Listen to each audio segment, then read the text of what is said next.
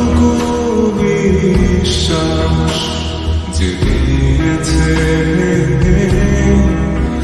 তাকে কৃতজ্ঞতা জানাই।